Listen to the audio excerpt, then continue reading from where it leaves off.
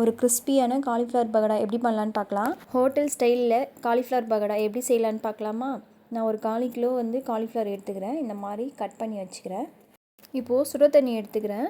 அதில் ஒரு 1/4 ஸ்பூன் மஞ்சள்தூள் போட்டுக்கிறேன். இப்போது அதை மிக்ஸ் பண்ணதுக்கப்புறம் நான் கட் பண்ணி வச்சுருக்க காலிஃப்ளவரை அதில் போட்டுக்கிறேன்.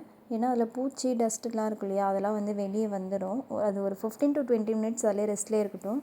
ஒரு 15 மினிட்ஸ் கழித்து நான் அதை இப்போ ஃபில்டர் பண்ணி எடுத்துக்கிறேன். அந்த காலிஃப்ளவர் மட்டும் அது ஒரு ஓரமாக இருக்கட்டும். இப்போ நம்ம மசாலா ரெடி பண்ணலாம். நான் பஜ்ஜி மாவு ஒரு 4 டேபிள் ஸ்பூன் எடுத்துக்கிறேன். கார்ன்ஃப்ளவர் பார்த்திங்கன்னா ஒரு 3 டேபிள் ஸ்பூன் எடுத்துக்கிறேன். இஞ்சி பூண்டு பேஸ்ட் பார்த்திங்கன்னா ஒரு 1/2 ஸ்பூன் எடுத்துக்கிறேன். நான் சொல்கிற இந்த ரேஷியோ ஒரு 1/4 கிலோ காலிஃப்ளவருக்கு கரெக்டாக இருக்கும். ஒரு 3/4 ஸ்பூன் சில்லி பவுடர் எடுத்துக்கிறேன். உப்பு தேவையான அளவு எடுத்துங்க. லெமன் ஒரு 1/2 லெமன் எடுத்துக்கிறேன். அதை பிழிஞ்சு எடுத்துக்கலாம். இப்போது அது எல்லா மசாலாவும் போட்டதுக்கப்புறம் நல்லா மிக்ஸ் பண்ணி விட்டுங்க.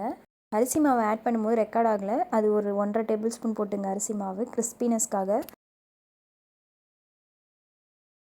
இப்போது மிக்ஸ் பண்ணதுக்கப்புறம் அந்த பேஸ்ட்டு ரெடி ஆகிடுச்சு. இப்போ நம்ம அதில் அந்த காலிஃப்ளவரை போட்டு நல்லா கோட் பண்ணி வச்சுக்கலாம். இந்த காலிஃப்ளவர் கோட் ஆகிடுச்சு. இப்போ அதை நான் ஒரு 1/2 hour அப்படியே வச்சிடுறேன். நம்ம அதை டிஸ்டர்ப் பண்ண தேவையில்ல. ஏன்னா அந்த மசாலா மேரினேட் ஆகணும். அதனால் நீங்கள் ஃப்ரிட்ஜில் கூட ஸ்டோர் பண்ணிக்கலாம். இப்போது எண்ணெய் காய வச்சுக்கலாம். காஞ்சிடுச்சு எண்ணெய். இப்போ நம்ம காலிஃப்ளவர் போட்டு ஃப்ரை பண்ணி எடுத்துக்கலாம். ஒரு ஆஃப் பேட்சாக போட்டுக்கிறேன். அது நல்லா கொஞ்சம் ஒரு 2 மினிட்ஸ் விட்டுட்டு அப்புறம் திருப்பி விடுங்க. நல்லா கிறிஸ்பியாக வரும்.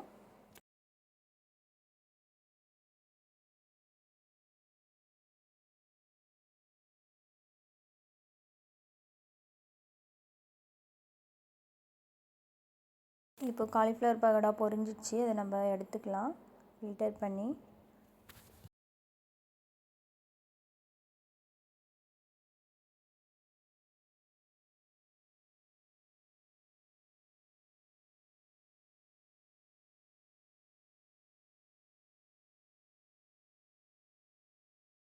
அவ்வளோதாங்க, ஒரு சூப்பர் அண்ட் டேஸ்டியான காலிஃப்ளவர் பகோடா ரெடி ஆகிடுச்சு. வீடியோஸ் பிடிச்சா லைக் பண்ணி சப்ஸ்கிரைப் பண்ணுங்கள். பாய்.